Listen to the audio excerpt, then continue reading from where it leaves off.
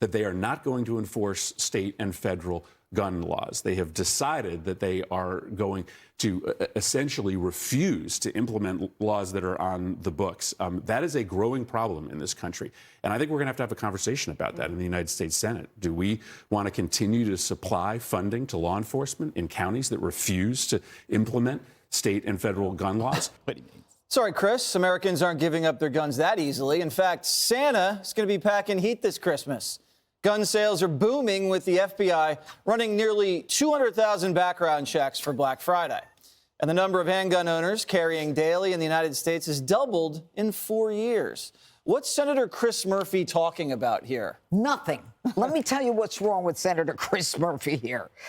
He says that he wants to defund police departments that aren't making arrests on gun crimes. First of all, how do you decide whether or not the police should make an arrest? Is it whether or not there is sufficient evidence? Who decides whether there's sufficient evidence? What if the prosecutor says there isn't sufficient evidence? What if there isn't a conviction? What if the case isn't cleared? They haven't investigated. Let's go to the prosecutors. What if the prosecutors, like Alvin Bragg, decide we're not even going to prosecute an arrest, so don't even bother to make an arrest for a gun crime? And you want to talk about sanctuary? Let's talk about sanctuary cities, where illegals who end up committing crimes are protected from law enforcement and they're not prosecuted for crimes. You want to defund law enforcement? How about you defund the FBI? They knew about Nicholas Cruz and the Parkland shooting. They knew about the Tsarnaev brothers. They were warned by Russia twice. And while you're at it, what about the fact that in all of these jurisdictions, gun crimes may not be the priority that murders are, for example?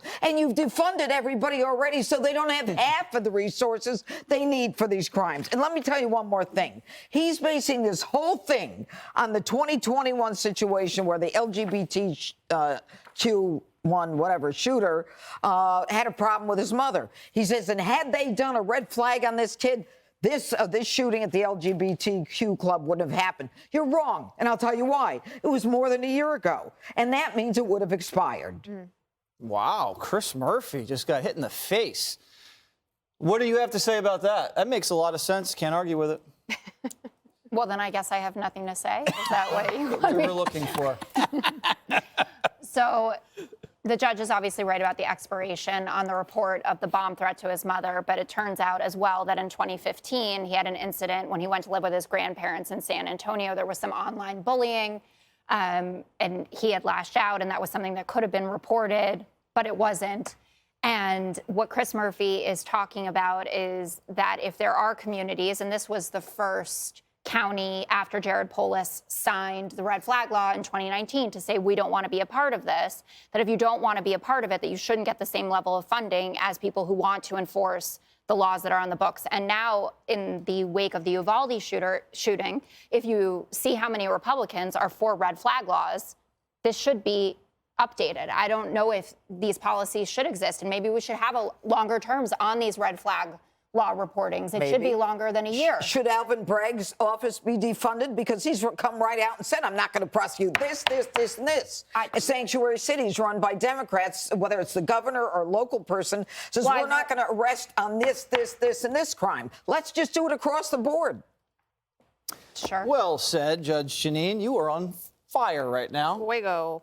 Dana, just besides the obvious lack of common sense that this makes, what about politically? You have a Democrat senator just stepping in the defund goo all over again. So if you want to make your gun control policies popular or be persuasive with them, you shouldn't tie them to the defund the police movement. That's what all the Democrats were talking about as they were facing tougher races than they wanted to in the midterms. But that's going back all 4 years ago. Remember that defund the police was a big problem for them in 2020 as well, as when Republicans picked up seats. And also, the Congress just passed gun control legislation this past summer, and it didn't stop the shootings. Now, it might help prevent some in the future, which would be good. But if you want to have more laws, you have to be honest about the fact that you just passed one that didn't work. Why would this be different? And you cannot tie it to defund the police, or else you're going to end up, one, even more unpopular. But two, what you said, Jesse, that people are buying guns, but those people are buying them legally.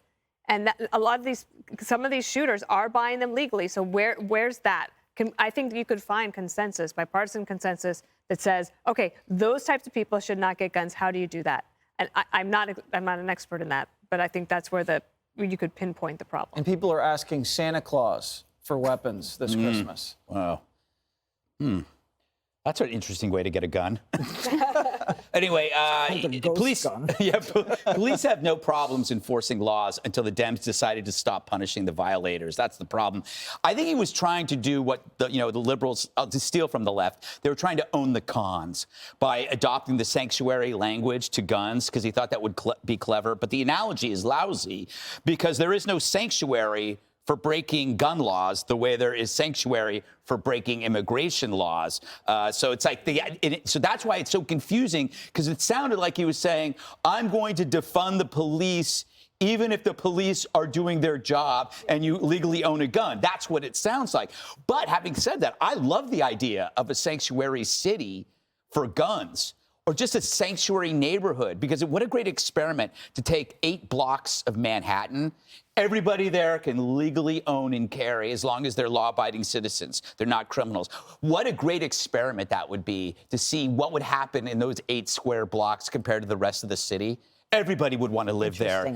Everybody. But the thing is, they'll never do the experiment because they'll know no one wants to know the outcome. It's like, in the movies, in the mob movies, nobody commits a crime in a mob neighborhood. Yeah, it's true. Also, they'll do experiments of legalizing like opium dens in the middle of San Francisco just to check. Where were those opium dens again? San Francisco, I believe. Oh, okay. Johnny? Book me a flight. Hey, Sean Hannity here. Hey, click here to subscribe to Fox News YouTube page and catch our hottest interviews and most compelling analysis. You will not get it anywhere else.